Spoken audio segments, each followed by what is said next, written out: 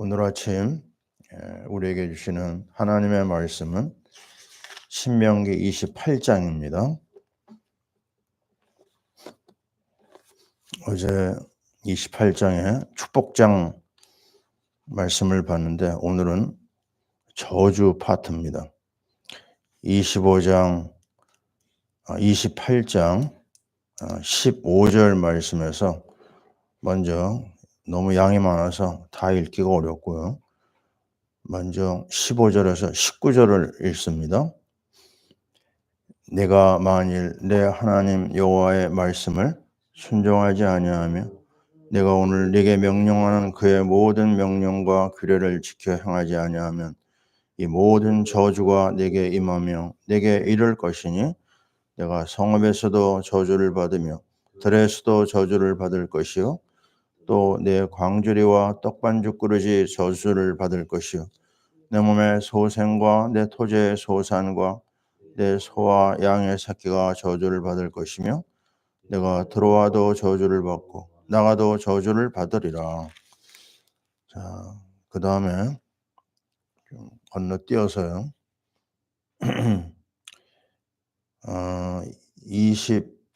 25절부터 한번 쭉 보겠습니다. 25절 여호와께서 내 적국 앞에서 너를 패하게 하시리니 내가 그들을 치려 한 길로 나가서 그들 앞에서 7길로 도망할 것이며 내가 또 왕의 모든 나라 중에 흩어지고 내 시체가 공중의 모든 새와 땅의 짐승들의 밥이 될 것이나 그것들을 쫓아줄 자가 없을 것이며 여호와께서 애굽의 종기와 치질과 계열병과 피부병으로 너를 치시리니 내가 치유받지 못할 것이며 여호와께서 또 너를 미친 것과 눈 많은 것과 정신병으로 치시리니 맹인이 어두운 데서 더듬는 것 같이 내가 백조에도 더듬고 내 길이 형통하지 못하여 항상 압제와 노력을 당할 뿐이리니 너를 구원할 자가 없을 것이며 내가 여자와 약혼하였으나 다른 사람이 그 여자와 같이 동침할 것이요 집을 건축하였으나 거기에 거주하지 못할 것이요 포도원을 심었으나 내가 그 열매를 따지 못할 것이며 내 소를 내 목전에서 잡았으나 내가 먹지 못할 것이며 내 나귀를 내 목전에서 빼앗겨도 도로 찾지 못할 것이며 내 양을 원수에게 빼앗길 것이니 너를 도와줄 자가 없을 것이며 내 자녀를 다른 민족에게 빼앗기고 종일 생각하고 찾음으로 눈이 피곤하여지나 내 손에 힘이 없을 것이며 내 토지 소산과 내 수고로 얻은 것을 내가 압제하지 못하는 민족이 먹겠고 너는 항상 압제와 학대를 받을 뿐이리니 이러므로 내 눈에 보이는 일로 말미암아 내가 미치리라. 거기까지만 보고요. 자, 양이 많아서 쭉 건너가서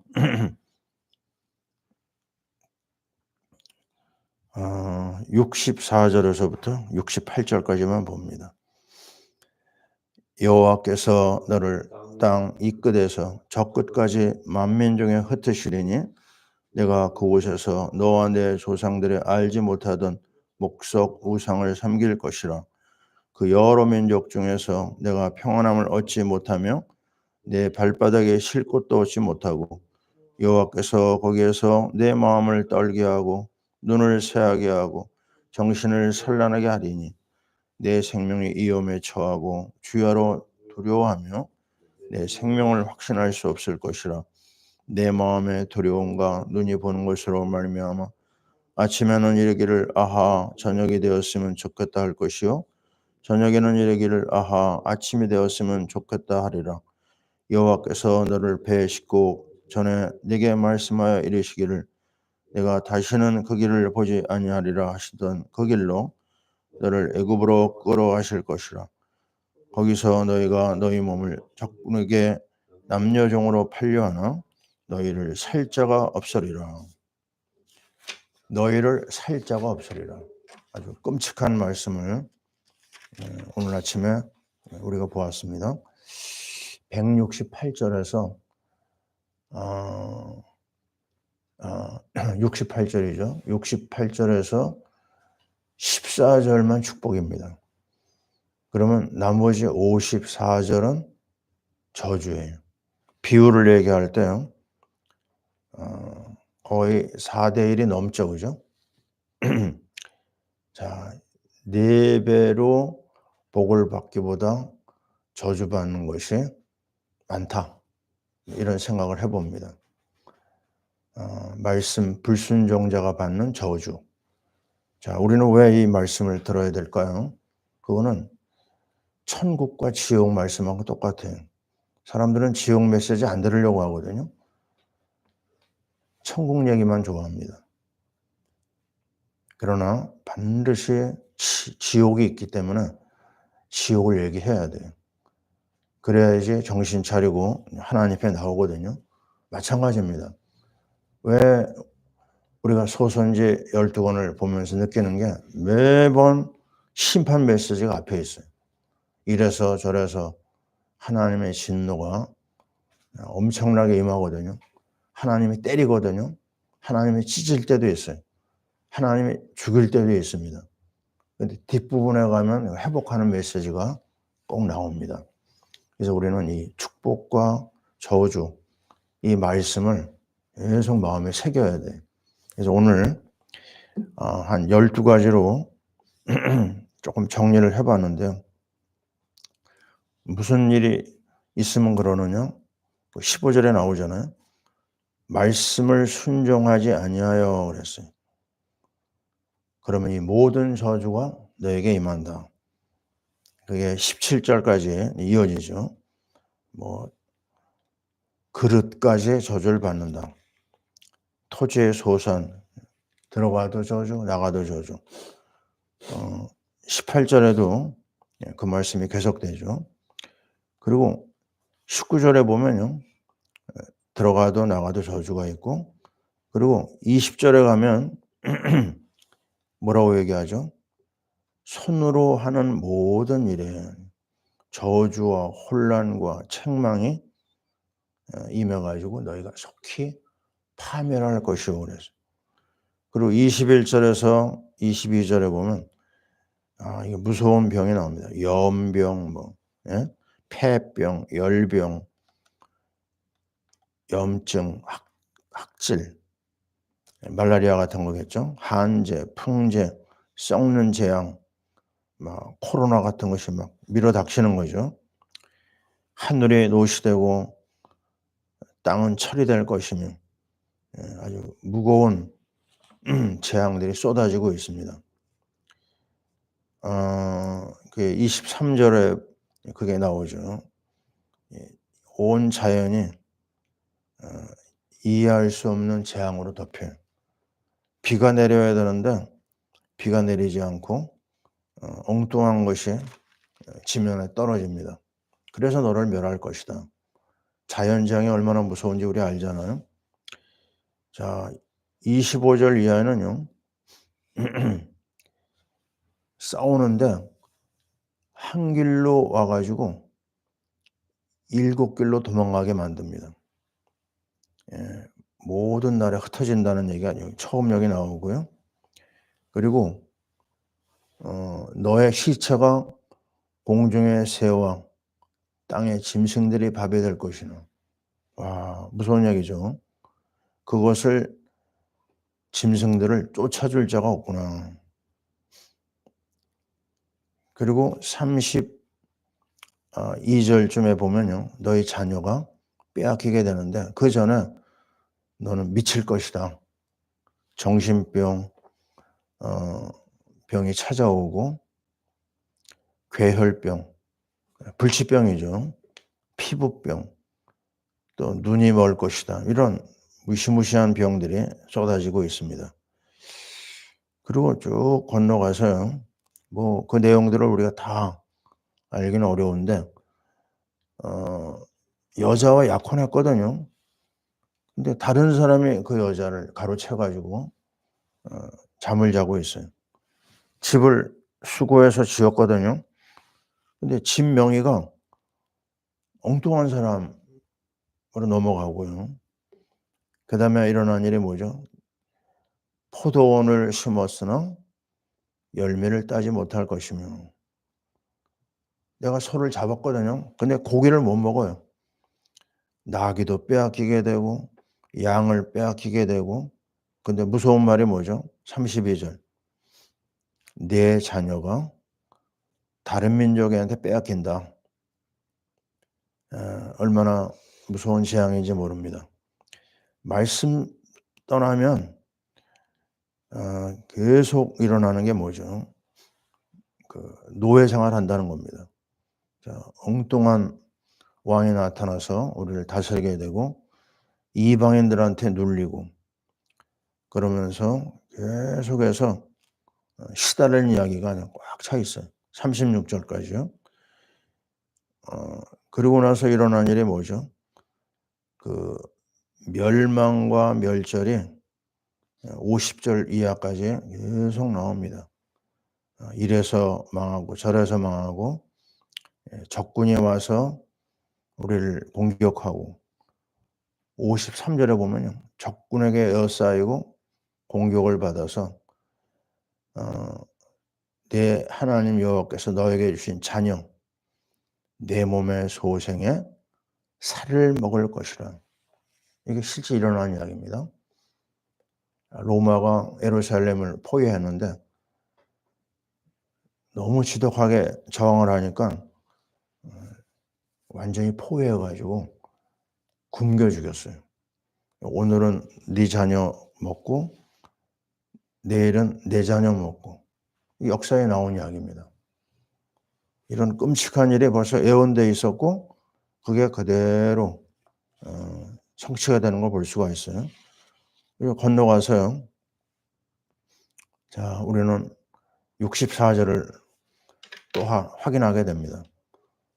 너를 이 땅 이 끝에서 저 끝까지 만민중에 흩으시겠다.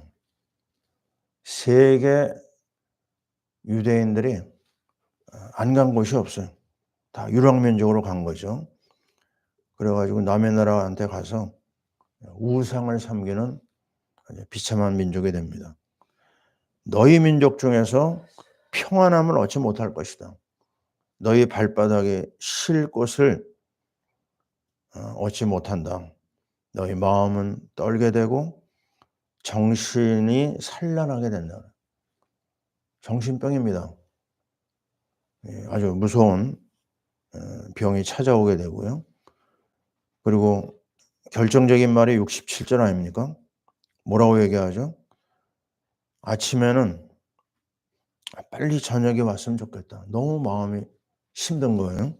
몸도 힘들고. 그리고 저녁이 되면요. 잠이 안 오니까 불면증이죠. 빨리 아침이 왔으면 좋겠다.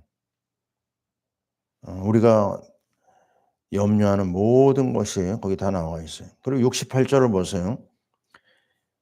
너를 엉뚱한 사람들이 우리를 배에다 싣고 애굽으로 끌고 가는데요. 근데 어떤 일이 벌어지죠?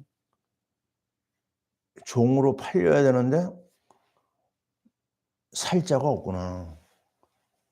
나는 이 말씀 볼 때마다요. 누가복음 15장 16절이 기억납니다. 둘째 아들이 아버지의 재산을 받아가지고 집을 나가거든요. 그래가지고 허랑방탕한 삶을 살다가 어디까지 가느냐? 완전히 거지가 됩니다. 근데 어떤 일이 벌어지죠? 돼지가 먹는 지엄녀를 먹고자 하나 그 다음 말이요. 한번 따라해 보세요. 주는 자가 없더라. 이겁니다. 하나님 떠나고 말씀 떠나면 국물도 없습니다. 이거 명심해야 돼요. 제가 몇 번 얘기하잖아요. 1991년 12월에 제가 그때는 소련이었죠. 소련 레닌그라드에 들어갔어요. 레닌그라드. 그게 나중에 이제 페체르부르크로 바뀌거든요. 왜냐? 레닌이 그 도시에서 혁명을 일으켜가지고 레닌그라드로 바뀌었죠. 그러니까 원래 이름을 나중에 찾아가는데 그때 본 게 뭐냐면, 야, 어쩌면 이렇게 먹을 게 없을까? 가게가 먹을 게 없어요. 그래서 이 가게 가고 저 가게 가고 막 먹을 것을 찾아다녔거든요. 그게 뭐죠? 먹을 게 없어요. 완전 센 거짓입니다. 왜요? 자기들이 잘 산다고 떠들었거든요. 공산주의자들이. 그러나 결론은 완전 거지가 되는 걸 봤습니다. 오늘 말씀이 완전 100%입니다. 이거는 옛날 이야기가 아니고요. 지금 이야기입니다. 지금도 밥을 못 먹는 나라가 많아요. 왜 이런 일이 벌어지느냐? 여러 가지 이유를 얘기하지만요. 한 가지입니다. 너희가 나를 떠났고 너희가 내 말씀을 잃어버렸다고 얘기합니다. 자, 30장 18절을 보세요. 18절 말씀에 같이 읽습니다. 내가 오늘 너희에게 선언하노니 너희가 반드시 망할 것이라. 너희가 요단을 건너가서 차지할 땅에서 너희 날이 길지 못할 것이니라.